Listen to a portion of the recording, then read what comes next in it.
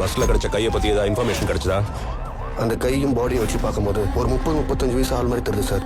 He is definitely not mentally stable. We are.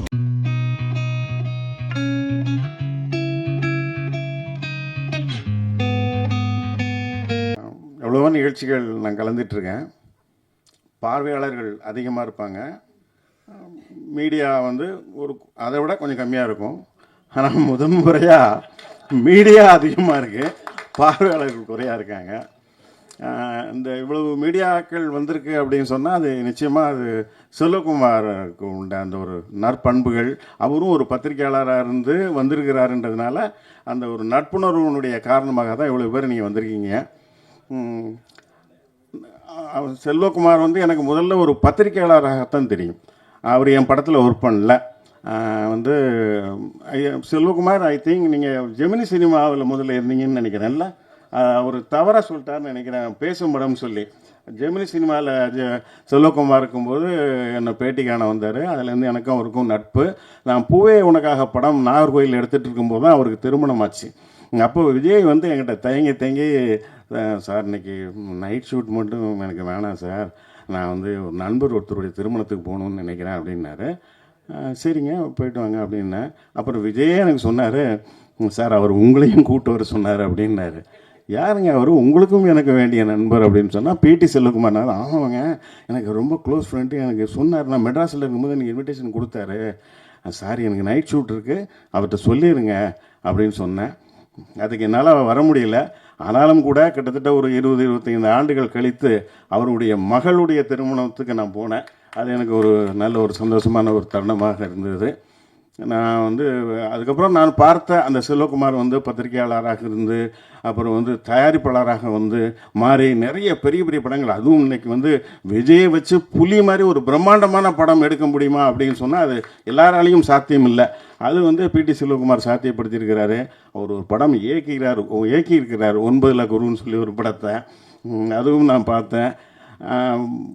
இந்த doctorate பட்டம் வந்து நான் நினச்சேன், அது நிறைய பேருக்கு டாக்டரேட் பட்டம் கொடுத்துருக்காங்க, எனக்கு கூட கொடுத்துருக்காங்க, நான் சொல்லிக்கிறதே இல்லை. இவருக்கு சரி அது அது ஒரு பெரிய இதாக இல்லை, எனக்கு தோணலை. ஆனால் அங்கே வந்து பார்க்கும்பொழுது தான் தெரியுது, அவர் அந்த வள்ளலார் சாமிகளுடைய அந்த அந்த இயக்கத்தை சேர்ந்து அவர் சொல்லும் பொழுது தான் தெரியுது அந்த கலப்பை இயக்கம் எவ்வளோ ஒரு சக்தி வாய்ந்த இயக்கம், அது எவ்வளவு நல்லது பண்ணிக்கிட்டு இருக்கு, எவ்வளவு கல்லூரிகளில் அவர் அரங்கங்களை கட்டி கொடுத்துருக்காருன்னு பார்க்கும்போது எனக்கு ரொம்ப வியப்பாக இருக்குது. ஒரு மனிதனாக அவர் ஜெயிச்சிருக்கிறாரு. நிச்சயமாக நான் அதை வந்து பாராட்டுவேன். அதாவது எல்லாரும் சொல்லுவாங்க 16 பெற்று பெருவாழ்வு வாழ்க அப்படிம்பாங்க. அதாவது 16 வகையான செல்வங்கள், அதுதான் அதுக்கு அர்த்தம். அன்பு, புகழ், செல்வம், அந்த மாதிரி ஒரு 16 வகையான செல்வங்கள் சேர்ந்தது தான் அது. அது அவருடைய பேர்லேயே இருக்குது, செல்வகுமார்ன்ற பேர்லேயே இருக்குது. அதனால் நான் தனியாக வந்து 16 பெற்று பெருவாழ்வாள்னு சொல்ல வேண்டாம். அவருடைய இந்த நற்செயல்கள் வந்து தொடர்ந்து செய்யட்டும். அவருக்கு என்னுடைய வாழ்த்துக்கள். நேரமின்மை காரணமாக நான் புறப்படுறேன். நன்றி, வணக்கம். எல்லாருக்கும் வணக்கம். இது வந்து பாராட்டு விழான்னு சொல்கிறத விட நன்றி தெரிவிக்கும் விழாவாக நான் ஏற்றுக்கிறேன். ஏன்னா ஒரு ஃப்ளாஷ்பேக் இருக்குது. இந்த பிஆர்ஓங்கன்றது சாதாரணவங்க இல்லை, ஒன்றுமே இல்லாதவங்களுக்கு கூட பெரிய அளவில் ஒரு ஃபீல் பண்ணி கொடுத்துருவாங்க. அதுக்கு இங்கே ஒருத்தர் இருக்கார், சித்ராமணியன் இருக்கார்.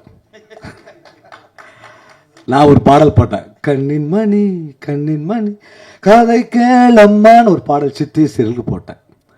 அதுக்கு அவர் ரைட்டப் என்ன கொடுத்தாருன்னா, என்னை ஃபோட்டோலாம் எடுத்து என்ன என் மிஸ்ஸஸ் என் குழந்தைங்கள்லாம் வச்சு என் ஸ்டுடியோவில் எடுத்துட்டு, சினிமாவில் கூட இப்படிப்பட்ட பாடல் வரவில்லைன்னு இவர் எனக்கு ஒரு சர்டிஃபிகேட் கொடுத்தார். நான் சாதாரண ஒரு டிவி சீரியலுக்காக பண்ண இசையை உலகம் அறிய அளவுக்கு அந்த குமுதத்தில் எனக்கு வந்து போட்டு கொடுத்தார் அண்ணன். அது வந்து நன்றி தெரிவிக்கிறேன். அது இந்த விழா வந்து நன்றி தெரிவிக்கிறேன். அதே மாதிரி பிடி செல்வகுமாருக்கும் ஒரு நன்றி நான் தெரிவிக்கணும். மிடில் கிளாஸ் மாதம் எனக்கு முதல் படம், 2வது விக்ரம் நடித்த கிங்கு, 3வது அது 2 படம் சரியாக போல், 3வது திருடா திருடி செம்ம ஹிட் ஆயிடுச்சு. எங்கள் மலேசியாவில் கிட்டத்தட்ட மாதத்துக்கு 2 ஷோ ஆஸ்ட்ரோ வானவில்ல நடந்துகிட்ருக்கோம். பயங்கர பிஸியாக இருந்துகிட்ருக்கேன். அப்போது வந்து எனக்கு வந்து ஒரு படம் வாய்ப்பு வருது. பேரரசு வந்து இன்ட்ரடியூஸ் பண்ணுறாங்க. அந்த படத்துக்கு வந்து தினாவை போடலாமான்னு ஆர்பி சௌத்ரி சார் சொல்கிறார். ஆனால் அங்கே ஆசோலேஷன் இருக்குது. இவர் இப்போ தான் எட்டு கொடுத்தாரு, இவருக்கு அந்த வாய்ப்பு கொடுக்கலாமா இல்லை வேணாமா, இல்லை வேறு ஒருத்தவங்க பிஸி மியூசிக் டைரக்டர் கொடுத்துடலாமா, இல்லை பிஸ்னஸ் ஆகிற மியூசிக் டைரக்டர் கொடுத்துடலாமா, இவருக்கு அவ்வளோ வியாபாரம் இருக்குமா, இவரை போட்டால் விஜய் சார் நடிக்கிறாரு, சௌத்ரி சார் படம் சூப்பர் குட் ஃபிலிம், பெரிய பெரிய ஆர்டிஸ்ட் நடிக்கிறாங்க, இதில் இவரை போட்டால் வேல்யூ பண்ண முடியுமான்னு எல்லாருக்கும் சந்தேகம். எல்லாருக்கும் ஒரு கான்ஃபரன்ஸே நடக்குது. நான் வெளில கம்போஸ் பண்ணிகிட்ருக்கேன், ஒரு பெரிய கான்ஃபரன்ஸ் நடக்குது. இது வேணுமா வேணாமான்னு போது அப்போது செல்வகுமார் தான் என்னை வந்து கண்டிப்பாக இது தினா தான் போடுங்க, அவரை ஹிட் பண்ணுறது எங்கள் பொறுப்புன்ட்டார் அவர். அதே மாதிரி ஒரு பாட்டு பண்ணேன், நீ எந்த ஊரு நான் எந்த ஊரு முகவரி தேவையில்லைன்னு ஒரு பாடல் பண்ணேன். இன்னைக்கு தோட்டு கொஞ்சம் சரியில்லை, நல்லா அந்த பாடல் பண்ணேன். இந்த பாடல் கேட்குறது விஜய் கூப்பிட்டு வரணும். யார் கூட்டுறது? இவர் தான் கூட்டுறணும். ஷூட்டிங் நடிக்கிறார். நான் செல்வகுமார் சார் கொஞ்சம் கூப்பிட்டு இந்த பாட்டு ஓகேவா இல்லையான்னு கேளுங்க, ஸோ கூப்பிட்டாங்க சார், என் ஸ்டுடியோ கூப்பிட்டான்னு. இவருக்கு 10 வாட்டி ஃபோன் பண்ணுறேன். இந்த மனுஷன் எவ்வளோ பிஸியாக இருப்பாங்க. நான் வந்து ஒரு வளர்ந்து வர இசையமைப்பாளர், ஆனால் அந்த 10 ஃபோனை அட்டன் பண்ணாருங்க. அதுதாங்க அவருடைய சிறப்பு, மாண்பு. ஒருத்தங்க காத்துட்ருக்காங்களே, ஒருத்தங்க ஒரு வாய்ப்புக்காக காத்துட்ருக்காங்க. ஒரு பெரிய படம், அந்த பாடல் வந்து போய் சேரணும், பார்க்கலாம் இருங்க சார் நானே சொல்கிறேன்னு அசிஸ்டேட்டே பண்ணாமல் எந்த விதமான சார் வரும் சார் வெயிட் பண்ணுங்க சார் நீங்கள் சூப்பர் சார் என்ன ஏற்றி ஏற்றி ஏற்றி விட்டு நான் வேறு லெவலுக்கு போயிட்டுருக்கிறாரு. அதே மாதிரி விஜய் சார் வர்றார், வந்துட்டு பாட்டு கேட்குறார். பாட்டு கேட்டோடனே அவர் விஜய் சார் பற்றி தெரியுமே கொஞ்சம் சைலன்ஸ் விட்டார். எனக்கு டவுட்டு, இந்த பாட்டு பிடிக்கலையா? நான் செல்வாவை பார்க்குறேன், செல்வா அப்படி சொல்கிறார். பேரர் சார் இருக்கார், அவருக்கு டென்ஷன். அப்போது விஜய் சொன்னது ஒரு வரி, உன்னை யாரோ பெத்து இருக்க என்னை யாரோ பெத்து இருக்க ஆனாலும் நீ நானும் அண்ணன் தம்பிடா. இப்படிப்பட்ட வரி வேற எந்த பாட்டிலையும் அமையாது சார். இதில் ஒரு வரி மாற்றாம எழுதுனார் சார். இன்னைக்கு அவர் கட்சிக்கு கூட அந்த பாடலை போடுற மாதிரி 22 வருஷத்துக்கு முன்னாடி எடுத்த பாடல் இன்னைக்கு அது உபயோகமாகுதுன்னா அது செல்வகுமாருடைய மிகப்பெரிய பெருந்தன்மை தான் சொல்ல முடியும். அதே மாதிரி அவருக்கு குவாலிட்டி தான் சொல்கிறாரு. இன்னும் 2 குவாலிட்டி தான், நான் பேச மாட்டேன். இவர் ஒரு பெரிய படம் எடுத்தார், புலின்னு ஒரு படம். அட்டர் பிளாஃபு சரியாக ஓடல. நாங்கள்லாம் கேட்குறோம், என்ன செல்வா இப்படி நாங்கள் இப்படி ஒரு பில்டப் கொடுத்தீங்க, என்ன அது தேங்க்யூ பில்டப் கொடுத்தீங்களா, என்ன இது சரியா போலே.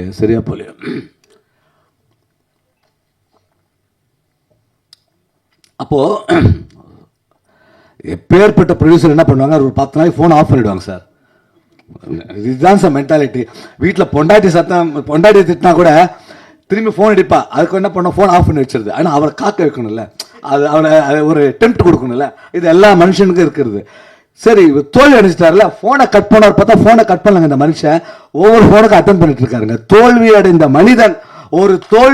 மனிதன் எதற்கும் பயப்படாமல் நான் இன்னும் வெற்றியடையே நம்பிக்கையோடு காத்துட்டு இருந்த ஒரு மனுஷன் செல்வகுமார். அதுதான் அவருடைய மாண்பு. சரி, இது விடுங்க, இது ஓகே. இது இவர் வருவார், அப்படி ஏறுவார், இறங்குவார், இதெல்லாம் தெரிஞ்ச விஷயம் தான். இது எனக்கு அவர் மேலே எனக்கு ஒரு அன்பு மரியாதை இருக்கும். சிவந்தி ஆதித்தனார் கல்விக்கூடம், அது வந்து எவ்வளோ பெரிய இன்ஸ்டிடியூஷன். அந்த இன்ஸ்டிடியூஷன் வந்து 60-75 வருஷத்துக்கு முன்னாடி ஆரம்பிக்கப்பட்ட, அதனுடைய பிரான்ச்சஸ் எத்தனையோ இருக்குது. யாராவது நம்புவீங்களா? ஒரு 5 வருஷம் முன்னாடி அது முடங்கடா மாதிரி இருந்துச்சு, டெட்லைன்ல இருந்துச்சு சார். நிர்வாகம் சரியில்லையோ, சீர்கேடோ, இல்லை நிர்வாகத்தில் தலைவர்கள் மாற்றியதால் பிரச்சனையோ, இல்லை பண பிரச்சனை, என்னன்னு தெரியல. அந்த சிவந்தி ஆதித்யா இன்ஸ்டிடியூஷன் ஆஃப் குரூப்ஸ் டோட்டலாகவே ஸ்தம்பித்து இருந்தது. அப்போ ஒரு தேர்தலில் இவர் போய் நான் இந்த பொறுப்பை ஏற்றுக்கிறேன், திரும்பியும் சிவந்த ஆதித்தனார் இன்ஸ்டிடியூஷனை பெரிய அளவுக்கு கொண்டு வருவேன் சொல்லிட்டு இந்த வருடம் 2025 விண்ணப்பம், அதாவது ஸ்டூடெண்ட் விண்ணப்பம் திருநெல்வேலி ஹையஸ்டா வந்திருக்குன்னா பாருங்க அவருடைய ஆற்றல்.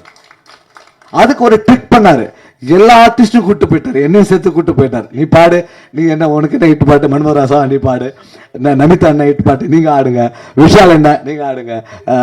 இந்த மாதிரி மக்களை, திருநெல்வேலி மக்களையே கவர்ந்து நான் ஒரு 2000 இவர் என்ன செல்வா வேற இங்கே வர கொஞ்சம் கொஞ்சம் பேக்கு இங்கே வர படம் பண்ணாமல் வர போயிட்டாரா 10 வருஷமா 5 வருஷமா. சரி இவர் வந்து வேற எதுவும் மாற்றினார். போய் பார்த்தா படத்தோட இந்த மரியாதையுள்ள ஒரு மக்கள் சந்திப்பு சார். 25,000 பேர் என்னை வந்து ஏர்போர்ட்டில் அந்த கூட்டத்தில் என்னை கூட்டு போகிறார் சார். என்ன இசையமைப்பாளர் தினா வந்து உங்களை மகிழ்விக்க வரார் சொல்லி என்ன அந்த 25,000 பேரோட அந்த க்ரௌடில் என்னை கூட்டு போகிறார் செல்வகுமார். அப்போதான் தெரிஞ்சது பெருங்காயத்தோட மனம் என்னைக்கும் அழியவே அழியாது. இவருடைய எவ்வளவு காயம் பட்டாலும் இவர் வந்து ஒரு பெரிய பெருங்காயம் தான். இவர் பெருங்காயம் பட்டாலும் இவருடைய வாசனையும் இவருடைய புகழும் இவருடைய அன்பும் என்றைக்கும் இருக்கும், மக்கள் கிட்ட இருக்கும். அதுதான் நான் தெரிஞ்சுட்டேன். ஸோ ஃபினால் ஒன்று சொல்றேன், இவருக்கு டாக்டரேட் பட்டம் கிடைத்தது இவருக்கு பெருமை இல்லை, டாக்டரேட்டுக்கு பெருமை என்று நான் சொல்லிக் கொள்கிறேன். மேலும் நிறைய என் விஷயம் தான் ஷேர் பண்ண, அவர் விஷயத்த நிறைய பேர் அவரே சொல்லுவார் போல இருக்கு. எனக்கும் கொஞ்சம் வேறு வேலை இருக்குது. இந்த நிகழ்ச்சிக்கு வந்தது எனக்கு ரொம்ப சந்தோஷமாக இருக்குது. சித்ராவண்ணனை பார்த்தது எனக்கு ரொம்ப ரொம்ப சந்தோஷம். அந்த ஆர்டிக்கல் இன்னும் என்னால் மறக்க முடியாது. நீங்கள் கூட பாருங்கள், குமுதம் ஆர்டிக்கல் இருக்கும், என்னுடைய ஃபஸ்ட்டு எனக்கு கொடுத்துருப்பாரு. அவருக்கு வாழ்த்துக்கள். எல்லா பிஆரும் என்ன நீங்கள் இவ்வளோ தூரம் கொண்டு வந்து தினான்ற ஒரு மியூசிக் டேரக்டரை இந்த அளவுக்கு வேர்ல்டு வைடாக கொண்டு வந்து இன்னை வரைக்கும் நான் ராஜா மாதிரி இந்த மன்மத ராஜா மாதிரி நான் இருந்துட்டு இருக்கேன்னா அது உங்களால் மட்டுமே என்று சொல்லிக்கொண்டு விடைபெறுகிறேன். நன்றி, வணக்கம். எல்லாருக்கும் மாலை வணக்கங்கள். இன்னைக்கு டாக்டரேட் பட்டம் வந்து பிடி செல்வகுமார் சாருக்கு வந்து கிடச்சிருக்கு. அது என்ன சொன்னாங்கன்னா அவங்களுக்கு அது ஆனர் இல்லை, டாக்டரேட் பட்டத்துக்கு வந்து அது ஒரு ஆனர். ஏன்னா அது வந்து பிடி செல்வகுமார் சாருக்கு வந்து கிடச்சிருக்கு. ஸோ சார் நான் உங்களை வாழ்த்துறேன் அந்த விஷயத்துக்காக. இங்கே வந்து மேடையில் உட்காந்துட்டு இருக்கிற எல்லா ஜாம்பவான்கள் நிறைய விஷயங்கள் அவங்கள நிறைய கிரேட் லெஜெண்ட்ஸோட கம்பேர் பண்ணாங்க. பட் பிடி செல்வகுமார் சார் வந்து நீங்கள் யாரோடே வந்து கம்பேர் பண்ண முடியாது. ஏன்னா அப்படிப்பட்ட ஒரு ஆள் அவங்க. என்னென்னா நாங்கள் இண்டஸ்ட்ரியில் வரும்போது ஒரு எக்ஸாம்பிள் வந்து செட் பண்ணுவாங்க தெரியுமா. நம்ம பிறந்ததுக்கு முன்னாடி வந்து நிறைய லெஜெண்ட்ஸ் வந்து இருந்திருப்பாங்க. ஸோ அவங்க எல்லாம் நம்ம பார்க்குறோம், லைவாக கூட நம்ம ஷூட் பண்ணிகிட்டு இருக்கும்போது பார்த்துட்ருப்போம். பட் செல்வகுமார் சாரை வந்து நாட் ஒன்லி நான் சினிமாவில் அவங்க லெஜெண்டாக இருக்காங்க, ரியல் லைஃப்லேயும் அவங்க ஒரு லெஜெண்டாக இருக்காங்க. அவங்கள நான் ரொம்ப பியூட்டிஃபுல்லாக எம்ஜிஆர் சார் கூட வந்து கம்பேர் பண்ணுவேன். என்னென்னா அவங்களோட இதயம் வந்து அவங்க ஹார்ட் வந்து எம்ஜிஆர் சார் மாதிரி, அண்ட் அவங்களோட பாடி வந்து இட்ஸ் லைக் பிடி செல்வகுமார் சார் மாதிரி. எம்ஜிஆர் சாரை வந்து நாங்கள் யாருமே வந்து பார்க்கல, பிகாஸ் நான் பிறக்கிறதுக்கு முன்னாடியே இன்னமும் நம்ம ஹார்ட்டில் வந்து அவங்க இருந்துகிட்டே இருக்காங்க, தலைவர் வந்து. பட் ஒருத்தங்க அந்த ஈக்குவலாக அவங்கள கம்பேர் பண்ண போனோன்னா ஐ திங்க் பிடி செல்வகுமார் சார் வந்து அப்படி இருப்பாங்க.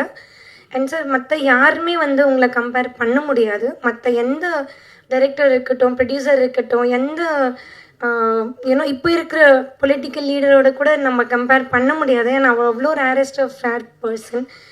ஐ திங்க் நம்ம மட்டும் இல்லை, இன்றைக்கி 125 மூவிஸ் வந்து அவங்க ரிலீஸ் பண்ணியிருக்காங்க. ஸோ இண்டஸ்ட்ரிக்கு வந்து அது எவ்வளோ பெரிய ஒரு யூனோ சப்போர்ட்டாக இருக்க போகுது.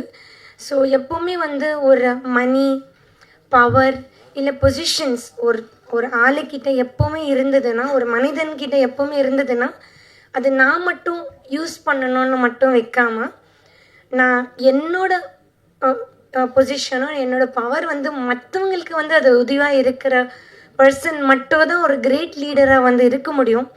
ஸோ நாங்கள் நிறைய ஈவன் கொரோனா டைம் இருக்கட்டும், நிறைய கோவிட் டைமில் பார்க்கும்போது நிறைய பேருக்கு அவங்க உயிருக்கு கூட அவங்க பயப்படாமல் எவ்வளோ ஏழை பீப்புளுக்கு போயிட்டு அவங்க உதவி பண்ணியிருந்தாங்க. ஸோ சார் இந்த டாக்டரேட் பட்டம் வந்து டாக்டரேட் பட்டம் வாங்குறதுக்கு மட்டும் இல்லை, டாக்டரேட் பட்டத்துக்கே நீங்கள் வந்து ஒரு அழகு சேர்த்துருக்கீங்க.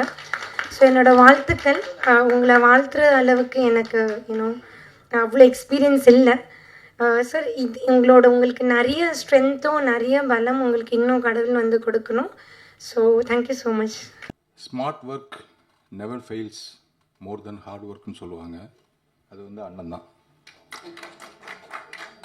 எனக்கு வந்து அண்ணனை ஒரு நண்பர் அறிமுகப்படுத்தி வச்சாங்க.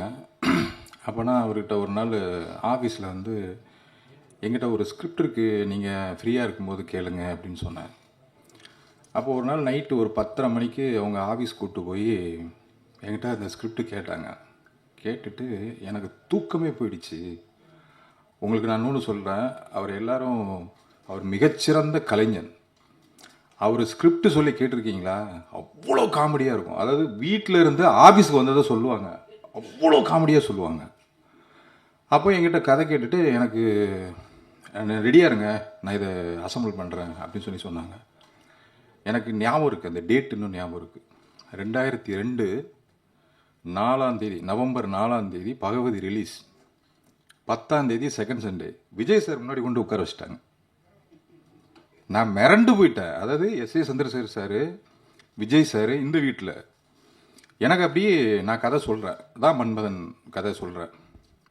சொன்னோன்னே அப்போது விஜய் சார் சொல்கிறாங்க, இந்த மாதிரி நான் இப்போ தான் ஒரு படம் பண்ணேன், பிரியமுடன் ஒரு படம் பண்ணேன், அதில் எனக்கு ஒரு நெகட்டிவ் இமேஜ் இருக்குது, ஸோ நான் இந்த படத்தை நான் பண்ண முடியாது அப்படின்னு சொல்லிட்டாங்க.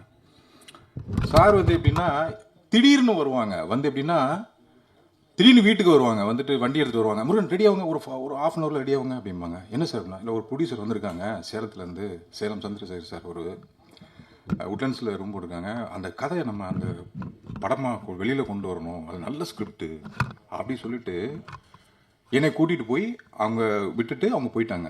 அதேமாதிரி கரெக்டாக 2 ஹவர்ஸ் 2 மணி நேரம் இல்லை 3 மணி நேரம் கழித்து மறுபடியும் வருவாங்க. ஏன்னா அவங்களுக்கு தெரியும் இந்த கதை சொல்லதுக்கு ஒரு நேரம் ஆகும், இதுக்கப்புறம் நம்ம போகணும் அப்படின்னு சொல்லிட்டு. ஆனால் இது வரைக்கும் எனக்கு ஒரு 2-3 கம்பெனியில் எனக்கு அட்வான்ஸ் வாங்கி கொடுத்துருக்காங்க. ஆனால் அந்த படங்கள் வந்து அது அடுத்த ஸ்டேஜுக்கு போகல. அது என்ன காரணம் எனக்கு தெரியல. எனக்கு மட்டும் இல்லைங்க, ஒரு நல்ல டைரக்டர், ஒரு நல்ல ஸ்கிரிப்ட் அப்படின்னா பயங்கரமாக உட்காந்து வேலை செய்வாங்க. அந்த படம் எப்படியாவது வெளியே வரணும். நிறைய டைரக்டர்ஸை வந்து நிறைய கம்பெனியில் சொல்லி விட்ருக்காங்க. இந்த பட்டம் வந்து அவங்களுக்கு ரொம்ப தகுதியான பட்டம் தான். ஆமாம், இந்த 125 படங்களை அவர் ரிலீஸ் நான் பார்த்துருக்கேன். அதாவது எனக்கு தெரிஞ்ச ஒரு டைரக்டரு, அவர் வந்து ஒரு படத்தை எடுத்துகிட்டு, மெய்யழகின்னு ஒரு படத்தை எடுத்துகிட்டு ரிலீஸ் பண்ண முடியாமல் இருந்தாங்க. அப்போ சார் தான் வந்து அந்த படத்தை அழகாக ரிலீஸ் பண்ணி கொடுத்தாங்க. இன்னொன்று நான் ஒன்று சொல்கிறேன், நான் நேராக பார்த்தது அவர்கிட்ட. எப்படின்னா, அதாவது இப்போது Rajini sir, Balachander sir phone பண்ணால் எந்திரிச்சு பேசுவார்னு நீங்கள் கேள்விப்பட்டிருப்பீங்க. ஆனால் எங்ககிட்ட ஸ்கிரிப்ட் நரேட் பண்ணிகிட்டு இருப்பார், திடீர்னு எந்திரிப்பார். எந்திரிச்சா பார்த்தா விஜய் சார், சார் சொல்லுங்கள் சார், ஆமாம் சார், சரிங்க சார், அப்படியே போயிடுவாங்க. அதாவது அவர் மேலே அவ்வளோ ரெஸ்பெக்ட். நாங்களாம் பார்த்துட்டு அப்படி ஷாக் ஆகிருக்கோம். ஸோ உங்களுக்கு இந்த பட்டம் ரொம்ப தகுதியான பட்டம் தான். ரொம்ப தேங்க்ஸ் சார். என்னுடைய ஒரு ஷார்ட் பீரியட் அழைப்பு தான். நான் நேற்று எனக்கு டாக்டர் பட்டம் கொடுக்கணுன்னு கொஞ்சம் 2-3 நாளாகவே கொஞ்சம் அதிகமாக ஓவராக நமக்கு இருக்குமோ அப்படின்னு நான் நினச்சிட்டு இருந்தேன். அப்புறம் நம்ம பண்ணுற தொழில், நம்ம பண்ணுற சேவைக்கு ஒரு பத்திரிகையாளராக என்னுடைய வாழ்க்கையை ஆரம்பித்தேன். அதை பத்திரிகையாளரோடு என் வாழ்க்கையை முடிக்க வேண்டும் என்பதுதான் என்னுடைய எண்ணம். ஒரு பத்திரிகையாளர்களாலும் எவ்வளவோ துரோகங்கள், துன்பங்கள், பல இடங்களில் கைவிடப்பட்டாலும், எப்படி பீனிக்ஸ் பறவை எரிந்த சாம்பலானாலும் சாம்பலிலிருந்து உயிர் பெறும் என்பார்கள். என்னுடைய வாழ்க்கை மிக பெரிய சரித்திரங்கள்லாம் டைரக்டர் சாமிக்கு தெரியும். அந்த சாம்பலிலிருந்து உயிர் பெறுவது எப்படி என்பது என்னுடைய வாழ்க்கையில் நிறைய இடங்கள் நடந்திருக்கு. சூழ்ச்சியில் பல இடங்களில் தோற்று போனவர்கள் அதிகம். ஆனால் மன தைரியமும் தன்னம்பிக்கையும் உள்ளவர்களை வீழ்த்த முடியாது என்பதற்கு உங்கள் பத்திரிகை நண்பர் நான் ஒரு முன்னுதாரணம் என்பதை தெரிவித்துக் கொள்கிறேன். எங்கள் அத்தை விமலாராணி அவங்க பேசுனாங்க, நானும் அவங்களும் கீழே வீடும் மேலே வீடும், அவங்கள எப்படியாவது கூப்பிடணும். எனக்கு அது ஒரு சின்ன உதாரணத்தை சொல்லிட்டு ஆரம்பிச்சிடுறேன்.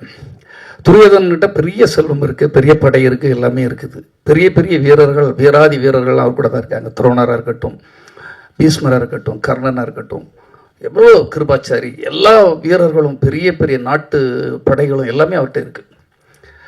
ஆனால் பாருங்க, கிருஷ்ணருடைய அவருடைய உதவி தேவை என்பதற்காக அங்கே போய் இருக்கிறாரு. அங்கே அதே இடத்துல அர்ஜுனனும் போய் இருக்கிறாரு. அர்ஜுனன் கிட்ட கேட்குறாரு, கிருஷ்ணன் எழும்பின உடனே அர்ஜுனனை பார்த்துட்டாரு. ஃபஸ்ட்டு பார்த்தது அவர் கேட்குறாரு, உனக்கு என்ன வேணும், இவனுக்கு என்ன வேணும்னு கேட்குறாரு. என்கிட்ட இவ்வளோ வீராதி வீரர்கள்லாம் கிருஷ்ணனுடைய படைகள், அதாவது நாராயண சேனைன்னா அவ்வளோ பெரிய சேனை, அப்போ அவ்வளோ பெரிய லட்சக்கணக்கான சேனைகள், தேர்ப்படைகள், குதிரைப்படைகள், இவ்வளோ பெரிய படைகள் இருக்குது. நான் போர் புரிய மாட்டேன், நான் ஒருவனாக வருவேன், என்னுடைய ஆதரவு ஒருவருக்கு, என்னுடைய படைகள் எல்லாம் இன்னொருவருக்கு. யார் வேணும் உடனே துரியோதனன் ரொம்ப யோசனை பண்ணி, படை இவ்வளோ பெரிய படைகள் இருக்குது, இவ்வளோ பெரிய வீரர்கள் இருக்காங்க, அது போதும் அப்படின்னு சொல்லி அதை வாங்கிக்கிட்டாரு. அர்ஜுனன் என்ன சொல்கிறாரு, நீ மட்டும் போதும் அப்படின்னு சொல்லி கிருஷ்ணரை மட்டும் வாங்கிக்கிட்டாரு. பாருங்க, சூழ்ச்சியும் தந்திரங்களும் அதனுடைய வீரத்தின் வியூகமும் அமைக்க தெரிந்தவர்கள் நம்மளுடைய வீராதி வீரர்கள் வேண்டுங்க. பன்னிக்குட்டி மாதிரி பல குட்டிகள் போட்டுக்கிட்டு இருக்க அது தேவை கிடையாது. வீரர்கள் கூட வேணும், உண்மையானவன் வேணும். 500 பேர் சூழ்ச்சி பண்ணுறவங்க வந்து நிற்பான், பந்தா பண்ணுவான், எது இல்லாமல் பண்ணுவான். அந்த சூழ்ச்சியில் வீழ்ந்தவர்கள் தான் பெரிய பெரிய வீரர்களும் வில்லாதி வில்லனும் வீழ்ந்ததெல்லாம் சூழ்ச்சியின் காரணமாக, துரோகிகளின் காரணமாக தோல்வி அடைந்திருப்பார்கள். நல்லவர்களை எப்படியாவது சூழ்ச்சியால் அவர்களை புறந்தள்ளியிருப்பார்கள். இதை நான் எதற்காக சொல்கிறீங்களா, எனக்கு இன்னைக்கு நிறைய பேரை கூப்பிட்டு பண்ண முடியும். ஒரு 10 நாள் கழித்து அது ரஜினி சாரை கூட என்னால் கொண்டு வரணும். ரஜினி சாரம் படையப்பாவை நான் பண்ணும்போது ஒரே இதில் இருந்து பேசிட்டு இருப்பேன். பல ஆலோசனைக்கு கேட்பார்.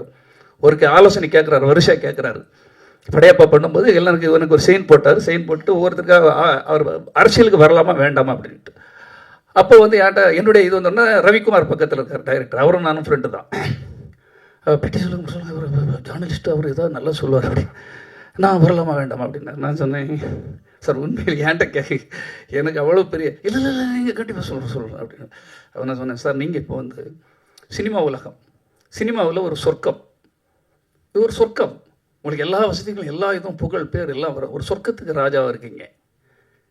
அதே இது அரசியல், அரசியலில் நீங்கள் ராஜாவாக தான் இருப்பீங்க, இல்லை அங்கேயும் நீங்கள் ராஜாவாக தான் இருப்பீங்க.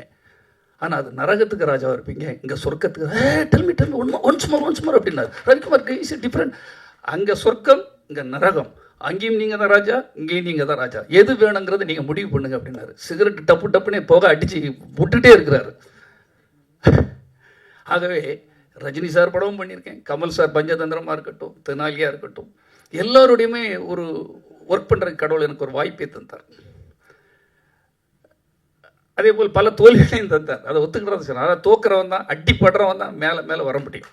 எங்கெல்லாம் அடி வேலை அவமானப்படு, நீ எவ்வளோ அவமானப்படு. சாமி நிறைய அவமானப்பட்டு இருக்காரு.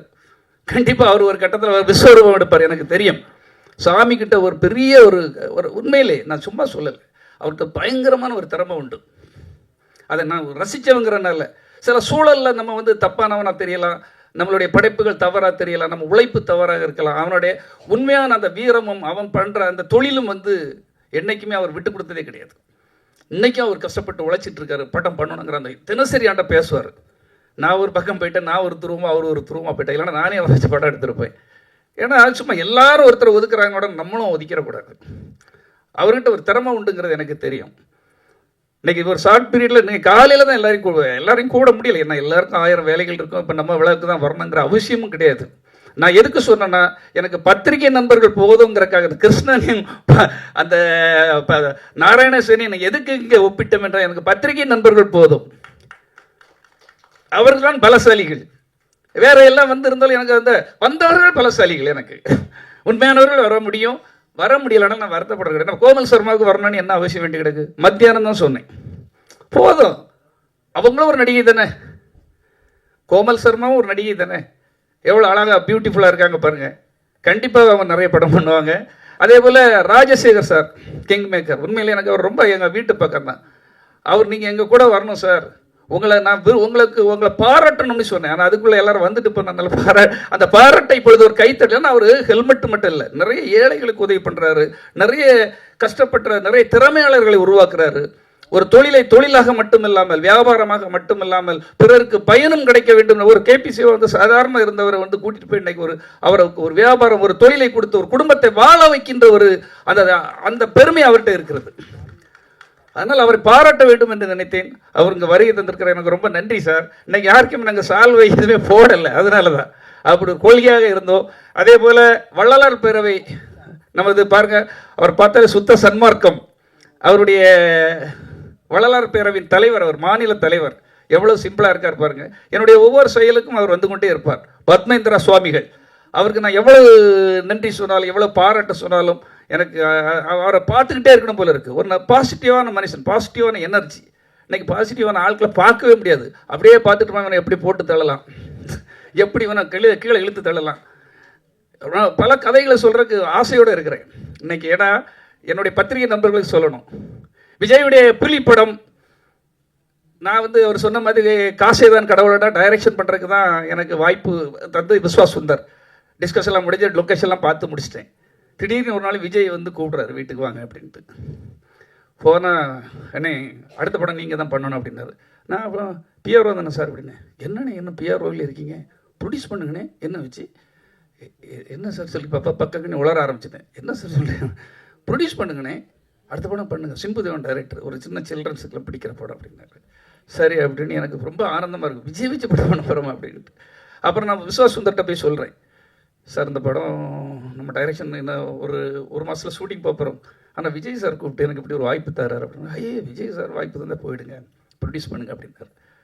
ஆனால் அந்த படம் வந்து ஒரு சாதாரணமாக எப்படி இருந்ததுன்னா, அந்த ஆர்டிஸ்ட்டை வந்து ஒரு வாய்ப்பை தராரு. என்னுடைய மூளை வந்து நான் பிஸ்னஸ் மூளை என்பதோட பத்திரிகையாளர் மூளை. அதில் முதல்ல வந்து சோபனா போட்டு வச்சுருந்தாங்க, ஒரு வில்லி கேரக்டர் அப்படின்னா. கதை சொல்லும்போது நம்ம அப்சர்வ் பண்ணுவோம், வில்லி கேரக்டர் அப்படின்னாரு. அந்த வில்லிக்கு கீழே ஒரு தளபதி அப்படின்னாங்க. அப்போ தளபதியை வந்து நாசரா போட்டிருக்கு, வில்லியை வந்து சோபனா போட்டிருக்கு. அவங்க பரதநாட்டியம் ஆடுறவங்ககிட்ட எப்படி ஒரு வில்லித்தனத்தை எதிர்பார்க்கணும், ஒரு ஃப்ரெஷ்ஷாக ஒரு ஆள் இருக்குமே, நல்லா இருக்கவே நான் சொல்கிறேன். அப்படி சொல்லி வரவழைக்கப்பட்டவர் தான் ஸ்ரீதேவி அவர்கள். ஸ்ரீதேவி அவர்களை மீண்டும் நம்ம இங்கே ஏன் கொண்டு வரக்கூடாது, ஒரு ஹிந்தி மார்க்கெட்டை உருவாக்கலாம், நம்ம ஏன் அவங்கள கொண்டு வரக்கூடாது, நான் தான் ஐடியா கொடுக்க. நீங்கள் எப்படின்னு அவங்கள கூப்பிட்டு வந்து ரஜினிகாந்த் கேட்டே கூப்பிடலாம், நான் கூட்டிகிட்டு வரேன் சார். அதுதான் சாமர்த்தியம், சாதுரியம். அங்கே போய் பாம்பேயில் போய் இருந்தேன், மேடத்தை 3 நாள் போய் தனியாக போய் பார்த்தேன். மேடம் உங்களை தீவிர ரசிகன், உங்களுடைய 16 வயதில் படுத்த 15 முறை நான் வந்து சைக்கிளில் போய் சுசீந்திரம் தேட்டரில் பார்த்தவன் நான். அந்த மயில் என்கிற அழகை பற்றி அவங்கள பற்றி சொன்னதும் அவங்க அப்படியே மெல்ட் ஆகிட்டாங்க. கபூர் மை ஃபேன் அப்படிங்கிறாங்க. கபூர் யார், போனி கபூர்கிட்ட சொல்கிறாங்க. அவங்க அப்படியே இது பண்ணி 3வது நாள் அட்வான்ஸ் கொடுத்துட்டு வரேன். ஸ்ரீதேவியை புக் பண்ணுறோம். அடுத்த கட்டம் சுதீப் போன உடனே சிகரெட்டை கொடுத்து, நீங்கள் விஜய் மேனேஜர் இல்லையா, நீங்கள் என்ன வந்து வில்லன் அடி வாங்க விஜய்கிட்ட, என்னை வந்து விஜய்கிட்ட அடி வாங்க ஐடியா பண்ணிட்டு வந்திருக்கீங்களா அப்படிங்கிறாப்புல. சார் நல்ல கேரக்டர் சார், பண்ணுங்க, உங்களுக்கு என்ன சம்பளம் சாருங்க, அதை பெரிய சம்பளத்தை பேசி அங்கே அப்போவுமே பாதி பணத்தை கையோடு கொடுத்ததும் அவர் ஒரு பெரிய பிரச்சனையில் இருந்தார். அவரை புக் பண்ணுறோம். அது ஒரு பேன் இண்டியா படம்னு எல்லாரும் சொல்கிறாங்க. ஃபஸ்ட்டு பேன் இண்டியா படமே புலிதான் என்பதை தெரிவித்துக் கொள்கிறேன்.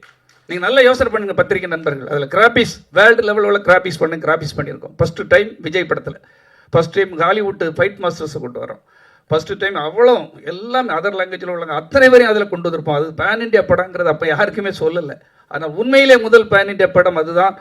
துப்பாக்கிக்கும் கத்தி படம் ஜில்லா படம், அந்த படங்களுக்கெல்லாம் 58-60 கோடிக்கு தான் பிஸ்னஸ் இருந்தது. ஆனால் புலி படத்துக்கு 100 கோடி பிஸ்னஸை முதல் முறையாக டச் பண்ண படம் அந்த படம் தான். சிம்புதேவன் அதுக்கு முன்னால் 2 படமும் ஃப்ளாப்.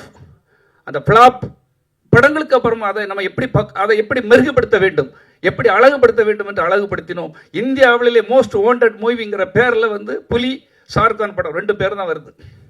அந்த அளவுக்கு அதை மார்க்கெட்டிங் பண்ணுறோம். என்னுடைய நேரம், என்னுடைய கெட்ட நேரம், ஒவ்வொரு மனிதருக்கும் நல்ல நேரமும் வரும், கெட்ட நேரமும் வரும். கூட இருக்கவங்கெல்லாம் பார்த்துக்கிட்டு இருக்கான், போட்டு விடுறான். ஏன்னா விஜய்கிட்ட பிடி செல்வகுமார் மாதிரி நம்ம போக முடியலையே, பிடி செல்வகுமாருக்கு கிடைக்கிற பேர் எனக்கு கிடைக்கலையே. எதுனாலும் பிடி செல்வகுமார்கிட்ட தான் அவர் பேசுகிறாரு. அவங்க அப்பாவை ஒதுக்கி வச்ச பிறகு கூட பிடி செல்வகுமார் அவர் விட மாட்டேங்கிறாரு. எப்படிடா இவனை போட்டு தள்ளலானே ஒரு சதி திட்டம் நடந்துகிட்டு இருக்கு.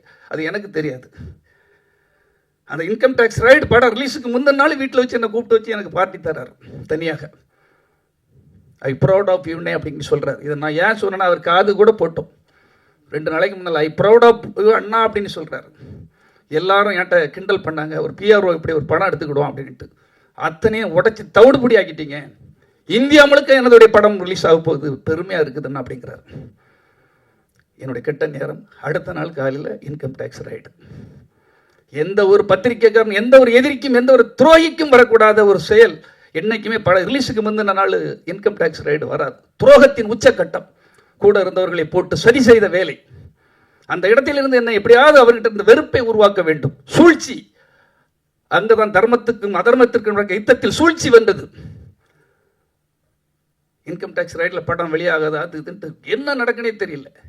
இரவு வரை இன்கம் டேக்ஸ் ரைடு எல்லாத்தையும் அள்ளிட்டு, எந்த பேப்பரை பார்த்தாலும் அள்ளிட்டு போயாச்சு.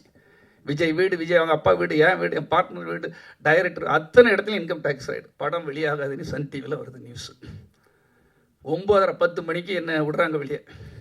அவங்களுக்கு என்ன படம் வந்தால் என்ன, அது வரவழி என்னன்னு குப்பை தொட்டியில் நாசமாக என் வாழ்க்கை என்னன்னு போனேன்னா ஒரு பிஆர்ஓ வாழ்க்கை. எனக்குன்னு ஒரு குடும்பம் இருக்கு இல்லையா. முதல் முறை ஒரு ஆசையோட பாசத்தோட எப்படியாவது ஒரு படம் வாங்கி ஒரு பத்திரிகையாளர் மேலே வந்துடலாம், லிப்ட் ஆகி வந்துடலாம், எவ்வளவு கனவுகள் கண்டிருப்பேன். எத்தனை கனவுகள், எத்தனை இயக்கங்கள். என்னோட வாழக்கூடிய சிறு வயது கிட்டத்தட்ட 27 வருடம் உழைப்பு ஒரே படத்தில் சுக்கு நூறாக்கப்படுகிறது. சுக்கு நூறாக்கப்படுகிறது. என்ன செய்யணே தெரியல. பெரிய நான் கோடீஸ்வரன் வீட்டு பிள்ளையா, இல்லை பெரிய சினிமா வீட்டு பிள்ளையா, இல்லை பெரிய பாரம்பரிய வீட்டு பிள்ளையா, இல்லை எங்கேயாவது கொள்ளையடிச்சு இருக்க குடும்பம். உழைக்கிறதுல மட்டுமே வாழ வேண்டும் என்ற உயர்ந்த அந்த ஒரே கொள்கையோடு இருப்பவன். உழைச்சால் வந்தால் போதும், இல்லைன்னா பிச்சை கூட எடுப்போம். இன்கம் டேக்ஸ் ரேட்டில் தவிச்சு பண்ணிக்கிறேன். படம் வெளியாகுதுன்னு சன் டிவியில் நியூஸில் வந்தாச்சு. நீ ரிலீஸில் நீ எல்லாம் ஓடியாச்சு. டிஸ்ட்ரிபியூட்டர் ஃபோன் அவ்வளோத்தையும் ஆஃப் பண்ணிட்டான். ஏன்னா எங்கேயா மாட்டிடக்கூடாது. நீ தியேட்டருக்கான அவ்வளோ ஃபோன் ஆஃப் பண்ணியாச்சு. 10 மணிக்கு போகிறேன். படம் என்ன சார் செய்கிறது, ரிலீஸ் இல்லைன்னு சொல்லியாச்சுன்னு. ஏன் படத்தை ரிலீஸ் இல்லைன்னு சொல்கிறது, யாருக்கிட்ட அங்கே உரிமை இருக்குன்னு, எவன்ட்ட ரிலீஸ் இல்லைன்னு சொன்னது அப்படின்னு கேட்டேன். எடுத்த உடனே மிரண்டு பின்னுக்கான உளறோம். படம் நாளைக்கு ரிலீஸ். என் தலையை அடமானு வச்சா என் சொத்து அவ்வளோத்தை பத்திரத்தை எடுத்துகிட்டு, என் ஊர் சொத்து, நான் வாங்கினது வீடு, அவ்வளோ பத்திரம் அங்கே இருக்குது. எங்கே டெபிசிட் என்ன பிரச்சனை வந்தாலும் படம் ரிலீஸ். என்னை நம்பி ஒரு பத்திரிகையாளனை நம்பி ஒரு பிஆர்ஓ நம்பி ஒருத்தன் படம் தந்திருக்கான். அவனை நான் ஏமாற்ற விரும்பலை. என் படம் ரிலீஸ். பல பிரச்சனைகளையும் சமாளிச்சு ஒவ்வொரு டிஸ்ட்ரிபியூட்டர் எங்கே இருக்கான், அவன் எங்கே இருக்கான், இங்கே இருக்கான், எல்லாம் ஆம்புலன்ஸில் வரான். ஒருத்தன் மாறு இடத்துல அல்லா கேரட்டில் வரான். ஒருத்தன் ஆம்புலன்ஸில் டெட் பாடி மாதிரி படுத்து கிடக்கான். அவன் தான் டிஸ்ட்ரிபியூட்டர். சார் அங்கே எல்லாம் ஓடிட்டாங்களா, எல்லாம் போயிட்டு. இப்படி ஒரு படத்துக்கு ஸ்க்ரீன் பிளே பண்ணலாம். விடிய ஃபைனான்சியர் எங்கே இருக்கான்னு தெரியாது. ஃபைனான்சியர் வேற ஒரு ரூபத்தில் வந்து இருக்காரு. ஒரு தள்ளு வண்டியில் வராரு ஒருத்தர். தள்ளு வண்டியில் நைட்டு டீ கடை டீட்டு வராரு. பார்த்தா அவர் ஒரு பெரிய ஃபைனான்சியர். எல்லாம் குறைந்து நான் தான் பண்டாரி அப்படிங்கிறாரு. நான் தான் அந்த பழைய பண்டாரி. சார் டீ இங்கே வந்தால் பிடிச்சிட்டு போயிடுவாங்க பாப்பா, இன்கம் டேக்ஸ் ரைட் அங்கே நிற்காரும் அப்படிங்கிறாங்க. இந்த கதி ஒருத்தனுக்கு வரணுமா நினச்சி பாருங்க. 25-26 ஆண்டுகள் உழைத்த ஒரு ஹீரோ கிட்ட எப்படி ஒரு படம் ரிலீஸ் டைமில் எல்லாத்தையுமே ரிலீஸ் பண்ணியாச்சு. 2-3 ஷோக்கு போகிறான். படம் அட்டர் பிளாப்பான். புலி ஆமை வந்து பேசுதான், தவளை வந்து பேசுதான், ரசிகர்லாம் போட்டுட்டு ஓடுறான்னு இப்படி ஒரு தகவல் வருது நமக்கு. கண்ணீரும் கவலையுமாக இருக்கிறேன். வேற ஒன்று பட்டம் சத்தியமாக சொல்கிறேன், சூசைட் தான் பண்ணுவோம். ஆனால் எனக்குள் அந்த விவேகானந்தர் எதற்கும் பயப்படாதே, துணிந்து நில், இடியே உளும், கடைசி நேரத்தில் கூட வாழ்க்கையில் எது வேணுமானாலும் மாறும். அந்த யுத்தம் எனக்குள் சென்று கொண்டிருக்கிறது. உண்மையில் நான் போக்கு கேசினே சொல்லிட்டாங்க. சுற்றி இருந்து வேடிக்கை பார்த்தோம். 5 நாளாக 10 நாளாக விஜய் கிட்ட என்ன பேசவே விடலை. அவர் அதாயிடும், இங்கே அப்படி போயிடும், அங்கே போயிடும், எதை வேணாலும் சொல்லலாம். என்ன செய்யணும், அந்த படத்துக்கு பிறகு அவருக்கு சம்பளம் டபுள் மடங்காகுது. சும்மாலாம் கிடையாது. அந்த படம் பிளாப்பு, அந்த படத்துக்கு பிரச்சனை. ஆனால் என்ன பேர் ஹீரோக்கு என்ன நடக்குது, என்ன படத்தில் 25 கோடினா அந்த அடுத்த படத்தில் வந்து 45 கோடிக்கு தானு புக் பண்ணுறாரு. ஏன்னா பிஸ்னஸ் மார்க்கெட்டை உயர்த்துக்கிறேன். அந்த சாதுரியம் இன்னைக்கும் எனக்கு இதை எழுதப்படாத உண்மை. ஆனால் நாம் துரோகிகளாக, தோல்வியடைந்தவனாக, அவமானப்பட்டவனாக நம்மளை ஒதுக்க பார்க்கிறார்கள். ஒதுக்கிவிட பல ரகசியங்களை சொல்ல முடியாது. இது எதற்காக சொல்கிறேன், பத்திரிகை நண்பர்களுக்கு நான் சொல்ல வேண்டும். நான் பத்திரிகையாளனாக ஒரு பிஆர்ஓவாக வாழ்ந்தவன். அந்த என்னுடைய வேதனையை இப்பொழுது தான் சொல்ல முடியும். நான் செத்த பிறகு இனி யார் அதை சொல்லுவா? என்னுடைய காதைகள், என்னுடைய இது எல்லாமே நீங்கள் என்ன பயில்வான் அண்ணன் வந்திருக்கிறார், பாம்புல எதோ பார்த்துட்டு இருக்கிறாரு. எல்லாருக்குமே மேக்சிமம் தெரியும். எல்லோருமே போராடி தான் வந்திருக்காங்க. எல்லாருக்கும் கஷ்டம் இருக்குது. ஆனால் என்னுடைய கஷ்டம் வந்து மிகப்பெரிய சவால்கள். அதெல்லாம் தாண்டி எதற்காக இப்படி சொல்கிறேன்னா, கடைசி நேரத்தில் ஒரு சின்ன விஷயத்தோடு நான் என்ன விஷயத்தை முடிச்சுக்கிறேன். இன்னைக்கு வந்து ரஷ்யாவில் ஒரு பெரிய கமாண்டராக இருந்தவர் அந்த நாட்டுக்கு வரார், ரஷ்யாவுக்கு. அவர் லீவ் போட்டு வராரு. அந்த கிராமத்தில் வந்து குண்டை தூக்கி போட்டுறாங்க.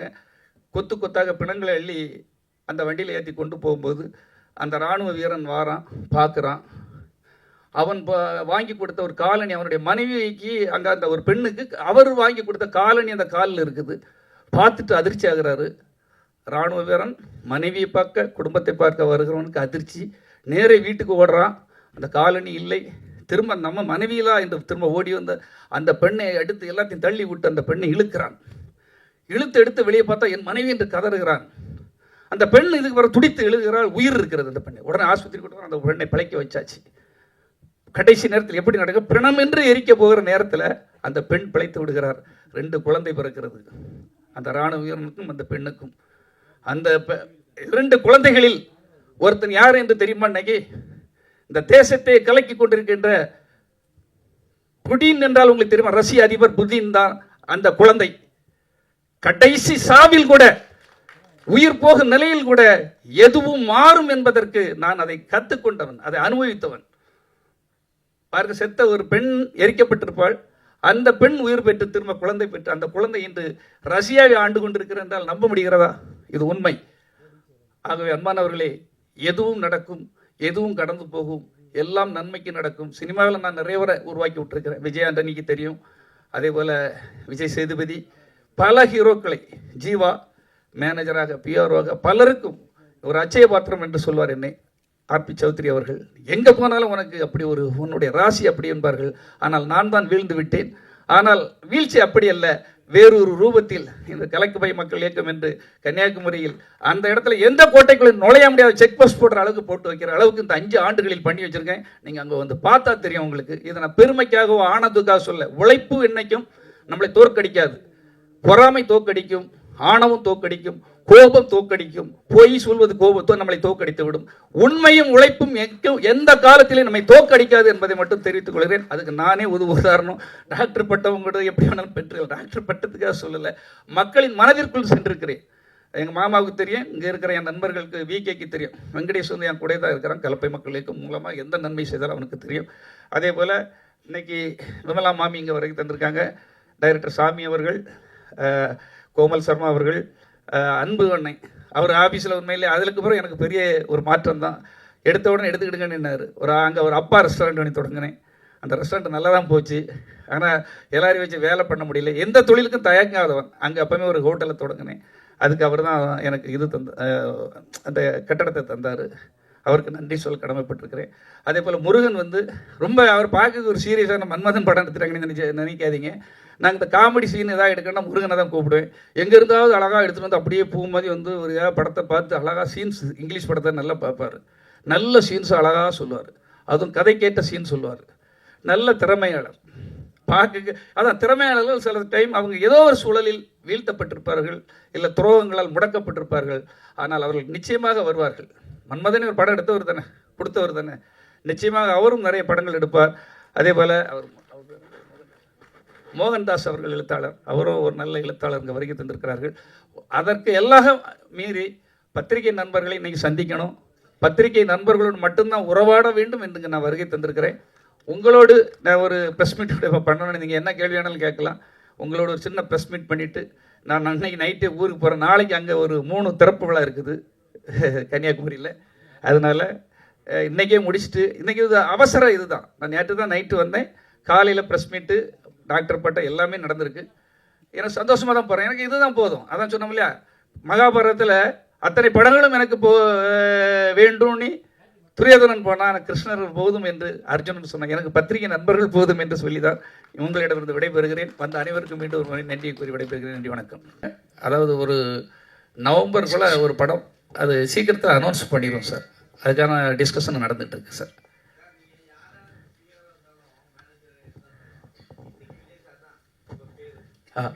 விஜய் சார் தான். ஆமாம், மாநாடு சமீபத்தில் நடந்து முடிஞ்சிருக்கு. ஆமாம்.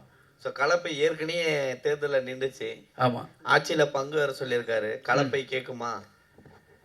அதான் நான் சொல்கிறேன்ல சார், இன்னைக்கு சூழ்ச்சியும் துரோகங்களும், கலியுகத்தில் சூழ்ச்சியும் துரோகம் தான் அதிகமாக இருக்கும் சார்.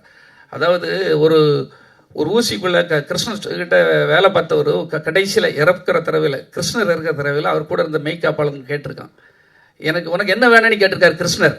ஒரு பாயிண்ட் தான், என்ன வேணும்னு கேட்டிருக்கான உடனே எனக்கு எதுவும் வேண்டாம், கலியுகம் எப்படி இருக்கான்னு கேட்டிருக்காரு. அதுக்கு அவர் ஒரு பாயிண்ட் மட்டும் சொல்லியிருக்காரு, ஊசிக்குள்ள யானை போயிடும் ஆனால் நூல் போகாது அப்படின்னு சொல்லியிருக்காரு. அது என்னன்னா, எவ்வளவு கெட்ட சக்திகள், எவ்வளவு துரோகங்கள், தப்பு பண்றவங்கெல்லாம் அந்த தப்பான செயல்கள்லாம் காதுக்குள்ள அழகா வந்துடும். ஆனால் நல்லது பண்றத இவன் கலப்பை மக்களுக்கு மூலம் 40 பள்ளிக்கூடங்கள், அரசு பள்ளிகள், 40 கலையரங்கங்கள் கட்டி கொடுத்துருக்கேன். அது எந்த அளவுக்கு வெளியே தெரியும்? ஆனால் சாதாரண ஒரு நடிகர்களோ ஒரு நடிகையோ எங்கேயோ போய் நின்று நோட்டை கொடுத்து அதை பண்ணிட்டாங்க இதை பண்ணிட்டாங்க அத்தனையிலும் தலைப்புச் செய்திகளாகும். அவர் சொன்னது எவ்வளவு புரியுதுங்கிறவங்களுக்கு தெரியும். இன்னைக்கு நல்லவங்க வல்லவர்கள் ஏதாவது செய்யலான்னா அதுக்கு பேக்ரவுண்டு தேவை இருக்குது, கட்சிகள்னு தேவை இருக்குது, பெரிய கோரி முதலாளிகள் 100 கோடி 1000 கோடி வச்சுருக்கவங்க, நடிகர்கள், அடுக்குமொழி பேசுகிறவங்க, இப்படி பல தேவைப்படுது. என்ன மாதிரி கலப்பை மக்களுக்கு எப்படி சார் சேர்ப்பாங்க? செல்வகுமார் சார், விஜய் சாரோடைய ஆரம்ப கால வளர்ச்சிக்கு நீங்க தான் கூட இருந்தீங்க. ஆமா, அவரோட ரசிகர் மன்றத்தை நீங்க அவ்வளவு கஷ்டப்பட்டு வளர்த்தீங்க. நீங்களும் சரி அவங்க அப்பாவும் சரி. இன்னைக்கு அவ்வளவு பெரிய அரசியல் கட்சி பண்ணும்போது நீங்களும் கூட இல்ல, உங்க அப்பாவும் அந்த அரசியல் கட்சியில் இல்ல. உங்க 2 பேரையும் பிரிச்சது யாரு, என்ன காரணம்? அதான் ரொம்ப நாளமா இன்டெரக்டா தான் சொல்லிட்டு இருக்கேன். டைரக்டா சொல்லுங்களேன். சதிகள் தான் வெற்றி பெறும். அதான் பல இடங்கள்ல சதிகள் வெற்றி பெறும் சார், சூழ்ச்சிகள் வெற்றி பெறும். இப்போ அவங்க அப்பா அவருக்கு யார் இருக்கா சொல்லுங்க? சந்திரசேகருக்கு யார் இருக்கா? அவர் பையனை தவிர இன்னொரு பொண்ணு இருந்தால் கூட பரவாயில்ல, ஏதோ அவங்க கொடுத்தா அந்த பிரிவினைகள் வரக்கு வாய்ப்புகள் இருக்குது, ராமதாஸ் ஃபேமிலியில் நடக்கிற மாதிரி. சந்திரசேகருக்கு என்ன பிரச்சனை? யாருமே இல்லை அவரை தவிர. ஆனால் அவர் இன்னைக்கு நெருங்க முடியாமல் இருக்குன்னா எப்படி ஒரு வளையம் அமைக்கப்பட்டிருக்கிறதுங்கிறது பத்திரிகையாளர் உங்களால் யூகிக்க முடியாதா? அப்போ நான் எப்படி, நானும் ஒரு கிள்ளைக்கிற மாதிரி உங்களை மாதிரி ஒரு ஆள், என்னுடைய சாமர்த்தியத்தாலும் சாதுரியத்தாலும் நான் அவ்வளோ ஈஸியாக அவ்வளோ அடங்கி போகிற ஆள் கிடையாது. அது மட்டும் உண்மை. நீங்க பாருங்க, மிகப்பெரிய சக்திகள் செய்யாததெல்லாம் என்னுடைய காலத்துக்கு பிறகு அது பேசப்படும். அத்தனை கல்வெட்டுகள் அங்கே இருக்கிறது. அதுக்காக தான் நான் உயிரை கொடுத்து போராடிக்கிட்டு இருக்கேன். தர்மம் வெல்லுமா, நியாயம் வெல்லுமா, இல்லை துரோகங்கள் வெல்லுமா, கவர்ச்சி வெல்லுமா என்பது கடவுள் சொல்லட்டும். கடவுள்கிட்ட, பத்திரிகையாளர்கிட்ட, உங்ககிட்ட ஒப்படைச்சிடுறேன். என்ன சார் இந்த சூழ்ச்சிகள் இருக்குல்ல சார் உங்களுக்கு அப்படி இருக்கு, இப்படி இருக்கு, அது அப்படி இப்படின்னு இப்படி ஒரு இதெல்லாம் இருக்கும்போது அது வருங்கிறத நம்ம எப்படி சொல்றது? காலங்கள் அதான் நல்லவர்கள் கூட போய் சேரணும் சார், நல்லது சொல்லவங்க வேணும் சார். இப்போ நான் உதாரணத்துக்கு கேட்குறேன் சார், இவ்வளோக்குள்ள நீங்கள் கேட்குறனால கன்னியாகுமரி மாவட்டம், திருநெல்வேலி மாவட்டத்தில் என்னுடைய ஆளுமை சக்தியில் ஒரு தனிநபராக, அதாவது பெரிய கட்சியிலிருந்து எல்லாம் செய்திருக்கலாம், தனிநபராக இன்னைக்கு அவ்வளவு ஒரு பெரிய ஒரு படைகளையோ பெரிய ஒரு சக்தியையோ பெரிய நடுநிலையாளர்களை ஈர்ந்து வச்சிருக்கிறேன். அந்த என்னுடைய ஒரு செல்வாக்கு எந்த எம்ஜிஆர் எப்படி எதிரியாக இருந்தாலும் கூட இழுத்துக்கிடுவார், கலைஞர் எப்படி சாதுரியம், எதிரியாக இருந்தாலும் அவங்க கட்சிக்கு பலம் வேண்டும். ஒவ்வொரு மாவட்டத்தில் அங்கு காவலன் மாதிரி, ஊர் காவலன் மாதிரி வேணும். அப்போ ஏன் என் பேர் அங்கே அடிபடாமல் இருக்குது? நான் கேட்குறேன், உங்ககிட்டே கேள்வி கேட்குறேன், நீங்களே எழுதுங்க. நீங்க தான் சொல்லணும். இப்போ ஒவ்வொரு ஊருத்துக்கும் அந்த இடத்துல வெற்றி பெறணுங்கிறது ஒரு தலைவருக்கு எண்ணமா இருக்கும். ஒரு சிஎம் ஆகணும்னா எல்லா இடத்துலையும் போய் ஜெயிக்கணும். அப்போ கன்னியாகுமரி மாவட்டத்தை பொறுத்த மட்டும் திருநெல்வேலி மாவட்ட எல்கைகள் எல்லாம் என்னுடைய செயல்களும் திட்டங்களும் அங்கே மிகப்பெரிய அளவில் கொண்டு சேர்த்துருக்கேன். வெறுமனே அவர் அப்படி பண்ணிடுவார், இப்படி பண்ணிடுவார், வந்தா பண்ணுவாருங்கல்ல, செய்து காட்டியாச்சு. எந்த ஒரு அரசியல் பின்னணியும் இல்லாமல், படைபலமும் இல்லாமல் செய்து காமிச்சாச்சு. அவர் சொன்னார்ல, வள்ளலார் அவங்க பேரவை தலைவர் இருக்கார், அவர் சொல்றார், நான் சொல்லலை. நீங்க எல்லார்கிட்டையும் போய் கேளுங்க அங்கே போய். அப்போ என்ன மாதிரி ஒருத்தரை பயன்படுத்த பிற கட்சிகள்லாம் விரும்புறாங்க. உங்களுக்கு ஒன்றும் புரிஞ்சுக்கிடுங்க, நான் யார்கிட்டையுமே பிடி கொடுக்கல. என் தலைவன், நான் வாழ்க்கையை ஒருத்தனுக்காக வாழ்ந்தேன், அவனுக்காகவே தியாகம் செய்தேன், அவருக்காகவே பார்த்துக்கிட்டு இருக்கிறேன். எல்லாத்தையும் கொடுக்க கூட சொல்லல. ஏன் இப்போ எல்லாத்தையும் தேடி போறீங்க இல்லையா? நான் இப்போ கேட்குறேன் சார், தமிழா பாண்டியன் எழுதுறாரு, பத்திரிகையில் பேசுறாரு. பிடி செல்வகுமார்ங்கிறவர் இருக்கும்போது தான் நம்பர் 1ல அவர் வந்தார். ஏஆர் ரஹ்மான் நம்பர் 1ல வந்தார். விஜய் ஆண்டனி பெரிய ஹீரோ ஆனார். விஜய் சேதுபதி ஹீரோ ஆனார். பிடி செல்வகுமார் இருந்தார். வியூகம் வகுப்பதில் பிடி செல்வகுமாரோட பெரிய ஆளா அவர் பிரசாந்த் கிஷோர். பீகார்ல டெபாசிட் இழக்கிற ஆளை கொண்டு 10,000 கோடியை கொடுத்து அவனை கொண்டு சேர்க்குறீங்க வியூகம் வகுக்கணும் அப்படின்ட்டு. இந்த ஊர்ல என் மண்ணின் புவியியல் அமைப்பு, கட்டமைப்பு, பேச்சாளர், எழுத்தாளர், பத்திரிகையாளர் என்ன விட அவர் சொல்றார் 10 மடங்கு சமம் அப்படின்னு. நீங்க வேணா எல்லாம் பேட்டிகள்ல இருக்க, அதை வேணா பாருங்க. பிரசாந்த் கிஷோரோட 10 மடங்கு வீராதி வீரன், திறமையாளன் பிடி செல்வகுமார் பேசியிருக்காரு. உங்களுக்கு அது தெரியும் சார். செல்வகுமார் சார் அதே மேடையில தான் அவர் சொல்லியிருக்காரு, திமுகவையும் பாஜகவையும் நாங்க எதிர்க்கிறோம் அப்படின்னு சொல்லிட்டு. டிவிகே விஜயை கலப்பை மக்கள் எதிர்க்குமோ ஒருவேளை எலெக்ஷன்ல, தேர்தல்ல? இல்லை நான் எதிர்க்கணிலாம் சொல்லலை சார். என்ன சார், எனக்கும் ஒரு தன்மானம் இருக்கலாம் சார். உங்களை சேர்க்கவே இல்லைன்ட்டாங்க, அப்போ ஆப்போசிட் தானே ஆகுவீங்க. அது காலத்தின் கட்டாயம் தான். நான் இன்னைக்கு வர நான் இதுக்கு இல்லை, என் தலைவன், நான் அவரை நேசிக்கிறேன். விஜயை வந்து நான் வளர்த்து விட்டவனை எப்படி சார் நான் வந்து அவரை குறை சொல்லுவேன்? நான் அவரை வளர்த்து விட்டோம் சார். வீட்டுக்குள்ளே சாப்பிட்டவங்க, ஒரே குடும்பத்திலிருந்து குடும்பத்தை கடைசி வரை பிரிக்காம இருந்தவன்.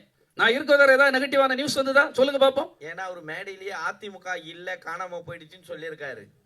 அதிமுக தொண்டர்கள் வந்து இதுக்கு தான் ஓட்டு போட போறாங்க அப்படின்ற மறைமுகமா வாங்க அப்படின்னு கூப்பிடுறாரு. ஸோ அப்படி இருக்கும்போது கலப்பை மக்கள் வந்து ஒருவேளை உள்ள சேர்க்கல அப்படின்னா எதிர்த்து நிற்குமா? விஜயை பத்தி கிழிக்குமா தேர்தல்ல? சார் தேர்தலில் வந்து இன்னைக்கு வரை நான் முடிவு எடுக்க முடியாத சூழலில் தான் இருக்கேன். தேர்தல் நிற்காம கூட போகலாம், ஆனால் கண்டிப்பாக நான் நிற்பேன். ஏன்னா என்னுடைய மக்கள் அனைவரும், அதாவது நீ வந்து அதிகாரம் இல்லாமல் இவ்வளவு செய்கிற, நீ அதிகாரத்துக்கு வந்தால் பிடி செல்வகுமார் என்ன செய்வார், அவருடைய ஆளுமை என்ன அப்படின்னு அந்த மக்கள் பேச ஆரம்பிச்சிருக்காங்க. நம்மளை கண்டிப்பாக வரணும்னு எல்லாரும் விரும்புகிறாங்க. ஆனால் நான் வாரேன், என்னையும் சேர்த்துக்கிடுங்க. ஏன்னா விஜய் சாரை பற்றி உங்களுக்கு தெரியும், அவருடைய வளர்ச்சிக்கும் அவருடைய அந்த ஏற்றத்துக்கு நான் ஒரு காரணமாக இருந்த என்னுடைய முதல் தளபதி அவர் தானே சொல்லி சந்திரசேகரும் பேசியிருக்காங்க, விஜயும் பேசியிருக்காங்க. எல்லா மேடைகளும் உங்களுக்கு தெரியும், 9 மேடைகள் முதல் எல்லா மேடைகளிலும் பேசியிருக்காங்க. அப்போ அந்த முதன்மை தளபதி ஏன் வீழ்த்தப்படுகிறான்?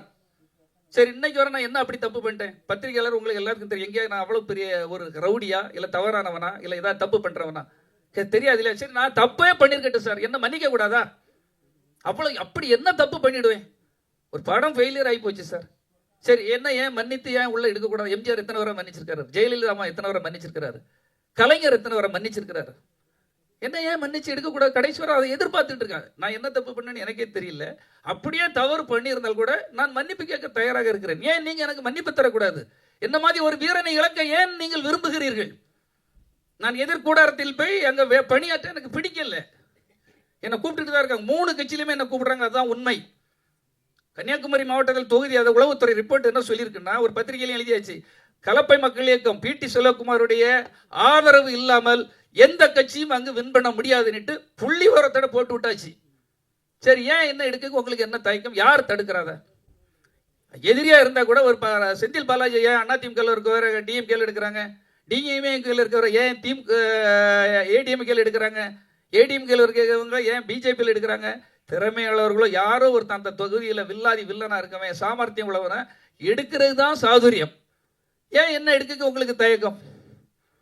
சார் இப்போ என்ன சார், இப்போ எப்பவுமே நீங்க வந்து ரொம்ப காலத்துக்கு முன்னாடியிலேருந்து விஜய் ரசிகர் மன்றத்தை வந்து கட்டுக்கோப்பா வச்சிருந்தீங்க, நீங்களும் உங்க அப்பாவும் சேர்ந்து. இப்போ வந்து அந்த கட்டுக்கோப்பு இருக்கா? இப்போ வந்து நீங்களே பார்ப்பீங்க சோசியல் மீடியாவில் எல்லாரும் சொல்ற விஷயம் தான், அவங்க ஒரு கட்டுக்கோப்பை கிடையாது. எது சொன்னாலும் மீறி அந்த ரேம்ப் வாக்கில் ஏறுவாங்க. என்ன பெண்களை வந்து மாநாட்டை கூட்டின்னு வரக்கூட சொன்னா கூட கூட்டின்னு வராங்க, குழந்தைங்களும் கூட்டின்னு வராங்க. அதெல்லாம் எப்படி பாக்குறீங்க சார்? நான் தான் சொல்றேன் தலைவனோட சார், இது நீங்க தம்பி, நம்ம வந்து என்னுடைய பார்வை வேற, உங்க பார்வை வேற, அவர் பார்வை வேற. என்னுடைய பார்வையா இருந்திருந்தா நான் ஒழுக்கத்தோடு ஒரு உதாரணத்துக்கு சொல்றேன் தம்பி, ஒரு நிமிஷத்தை கேளுங்க. விஜய் அவங்க தந்தையார் ஒரு ரொம்ப சிக்கனமானவர், உங்களுக்கு தெரியும்.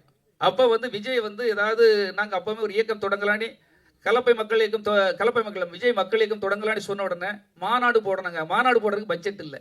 நேரு ஆஸ்கர் ரவி வந்து ஆடியோ ரிலீஸ் பண்ணனாரு. அப்போ பாருங்க என்ன சாதுரியம் என்று பாருங்கள். ஆடியோ ரிலீஸ் பண்ணோன்னா எவ்வளோ சார் பட்ஜெட்டுன்னு? 1.5 லட்சம் அப்படின்னாரு. சார் ஒரு 3 லட்ச ரூபா தர முடியுமா அப்படின்னு. என்ன எதுக்கு அப்படின்னாரு. நான் ஒரு திறந்த வெளியில் கிட்டத்தட்ட ஒரு 2-3 லட்சம் பேரை கூட்டுறேன், ரசிகர்கள் பப்ளிக்கை கூட்டுறேன். ஒரு மாநாடு மாதிரி ஆக்கி அங்கே ரிலீஸ் பண்ணுவோம் ஆடியோவை. வேலாயுதம் படம் அப்படி தான் ரிலீஸ் பண்ணேன். ஒரு மாநாடு நடக்கிறது, 5 பைசா ஒரு ஹீரோவுக்கு செலவு கிடையாது. ஒரு இடத்த கிரவுண்டை ஃப்ரீயாக வாங்குற சிஎஸ்சி கிரவுண்டு, அப்படியே அந்த லெட்டர் எடுத்துகிட்டு போய் அப்படியே கமிஷனர்கிட்ட போய் பெர்மிஷன் வாங்குறேன், எல்லாம் செக்யூரிட்டியும் கரெக்ட் பண்ணுறேன். ஒரு ஆளு கிடையாது என் கூட. நான் எதுக்கு சொல்றேன்னா, நான் என்ன செய்தேங்கிறத சொல்றேன் தம்பி. இது வந்து ஒரு இப்படி அவருக்கு சாதுரியமாக வேலை பார்ப்பதற்கு தெரியணும்ல, எல்லாமே கொஞ்சம் கொஞ்சமா உங்களுக்கு தெரியணும். நான் என்ன செய்திருக்கேங்கிறது உங்களுக்கு தெரியணும் சார். கட்டுக்கோப்பா இருக்காங்க இல்லைங்கிறத நான் சொன்னாம எனக்கு திரும்ப அவருக்கு எனக்கு இதை பிரச்சனையை உருவாக்க நீங்க பிளான் பண்றீங்க சார். சார் இங்க சார் சார் பெரும்பாலும் மக்கள் நாம பத்திரிகையாளர் இல்ல பிடி செல்வகுமார் சார், பெரும்பாலும் மக்கள் நல பணிகள்லாம் பாத்தீங்கன்னா ஒரு இயக்கம் ஆரம்பிக்கப்படும், ஒரு அமைப்பு ஆரம்பிக்கப்படும், ஒரு கட்டத்துல பாத்தீங்கன்னா ஆட்சி கைப்பற்றணும், அதிகாரத்தை கைப்பற்றணும் அப்படின்னு அரசியல் கட்சியா மாறும். சோ இந்த கலப்பை இயக்கம் ஒரு கட்டத்துல அரசியல் கட்சியா மாறுமா? கண்டிப்பாக அரசியல் இயக்கமாக மாறும். அதுக்குள்ள எல்லா இதுவும் என்கிட்ட இருக்குது, துணிச்சல் இருக்கு. நான் சொல்றேன் இல்லையா, வீழ்ந்து போவேன்னு சொல்ல அந்த பீனிக்ஸ் பறவை வந்து உங்களுக்கு உதாரணமா சொன்னேன்.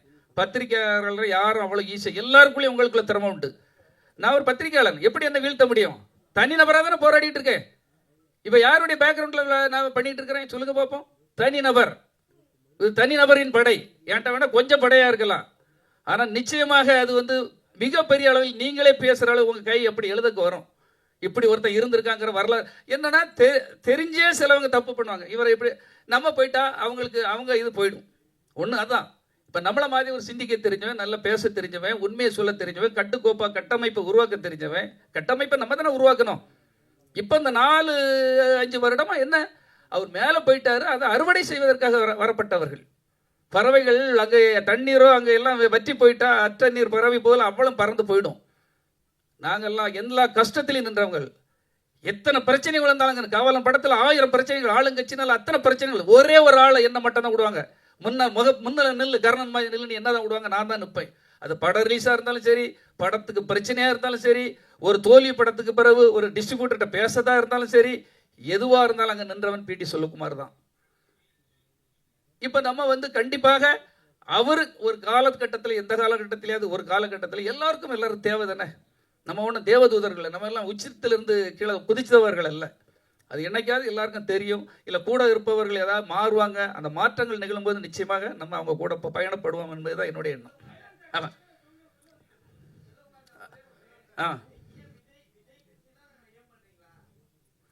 சார் நான்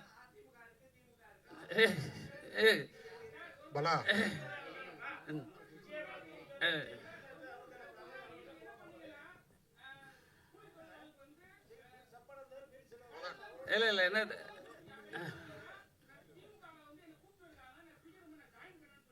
சார் அடுத்த ஷோக்கு டைம் ஆச்சு சார். சரி, ஃபைனலாக ஒன்று சொல்லிடுறேன். ஃபைனலுக்கு கேட்டிருக்கேன். அதாவது எந்த காலமும் இதே போல இருக்காது. இன்னைக்கு நிரந்தர எதிரிகளும் கிடையாது, நிரந்தர நண்பர்களும் கிடையாது, துரோகமும் கிடையாது, நட்பும் கிடையாது. என்னைக்காவது ஒரு நாள் நல்லது நடக்கும். நம்ம அந்த சேவை செய்கிறோம். அப்படி இல்லை என்றால் கூட காலம் தீர்மானித்தால் தனித்து நின்று கூட கண்டிப்பாக நான் ஜெயிப்பேன். அந்த நம்பிக்கை எனக்கு இருக்கிறது. எது வேணாலும் செய்வேன். பைலான் சார் ஏதோ பேசணுங்கிறாங்க, பேசுவாங்க. அதாவது இங்கே இருக்கவங்களே செல்வகுமாரோட அதிகமாக தொடர்பு வச்சுருந்தவன் நான் தான். அதை யாரும் மறுக்க முடியாது. யாராவது எனக்கு சீனியர் இருக்காங்களா? அவரை பற்றி அணுவாக தெரிஞ்சவர் நான். அவர் வந்து எந்த பிரச்சனையை தொட்டாலும், எந்த தொழிலை தொட்டாலும் அது மேன்மையை அடையக்கூடியவர். சோசியை பற்றி நடத்தி தமிழ்நாட்டிலேயே லாபம் சம்பாதிச்சார் அவர் தான். இல்லைன்னு யாருக்காவது உங்களுக்கு தெரியுமா? அந்த மாதிரி நான் இப்போ உங்களுக்கு கேள்வி கேட்குறது என்னென்னா, நீங்கள் பத்திரிகையாளர், பத்திரிகை உரிமையாளர், நிருபர், PRO, production manager, production executive, தயாரிப்பாளர், இவ்வளவு பன்முகங்கள் கொண்ட உங்களுக்கு பிடிச்ச தொழில் எது? மனநிறையை தந்த தொழில் எது? அம்மா உங்ககிட்ட தான் கேட்குறேன். கடைசியில் யார்கிட்ட? நான் அவங்ககிட்ட கேட்குறேன். இல்லை, எனக்கு பிடித்த தொழில் இப்பவும் சொல்கிறேன் சார். திரும்பவும் பத்திரிகை நிருபராக வந்து கேள்வி கேட்டு எனக்கு எழுத்து தான் ஆசை. ஆனால் சூழல் வந்து என்னை வந்து ப்ரொடியூசர் ஆகிட்டு டைரக்டர் ஆகிடுச்சு. இன்னைக்கு கலப்பை மக்கள் இயக்கம் மூலமாக எனக்கு சர்வீஸ் இயக்கம் வந்துடுச்சு. இயக்கம் மூலமாக நிறைய தொண்டாட்டிட்டு இருக்கு. இது நல்ல மன திருப்தி இருக்குது. மீண்டும் எனக்கு பத்திரிகையாளராக வரணும்னு எனக்கு ஆசை இருக்கிறது. அதான் உண்மை. நன்றி.